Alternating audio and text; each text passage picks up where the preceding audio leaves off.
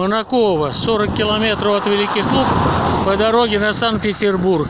Одно из самых крупных мемориальных захоронений в Псковской области. Более 2500 бойцов и офицеров Красной Армии похоронено вот здесь вот. Это проводилась Новосокольническая операция по освобождению крупного железнодорожного узла в рамках единой операции по деблокированию Ленинграда в 1944 году. И вот здесь вот таким вот образом очень-очень много народу. Страшнейшие жуткие бои были с максимальными потерями. Много и с двух сторон. Значит, более 730 человек, славных героев, представителей Казахстана похоронено здесь. Одна из них, вот я хочу остановиться, несколько слов буквально. Молдабулова Алия. 1925 года рождения, росла без родителей, воспитывалась у дяди, военнослужащего. Перемещались Москва, Ленинград, попала в Ленинграде в блокаду. В 1942 году была вывезена девушка по льду Ладожского озера в детский дом, добилась призыва в вооруженные силы в 17 лет, закончила снайперскую школу с отличием.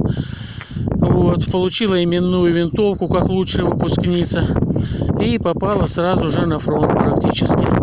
В паре, снайпера работали в паре, уничтожила за полгода боевых действий до своей гибели 78 фашистов. 78 человек уничтожили. И применила собственные свои тактические наработки по выслеживанию и уничтожению противников. Славная дочь казахского народа. Девушка погибла 18 лет и 3 месяца. Вот, неподалеку от этого места, город Насва, была задача поставлена перерезать железную дорогу стратегическую. Значит, атака захлебнулась, но, тем не менее, значит, она проявила личное мужество, как Жанна д'Арк, подняла мужиков в атаку, подняла бойцов в атаку. Была ранена. Первый раз легко, второй раз тяжело. Ну и в санитарной палатке уже прилетел снаряд и, так скажем, уже вот добил, уничтожил всех. Герой Советского Союза. Молдабулова Алия. Все, вкратце. Далее продолжим.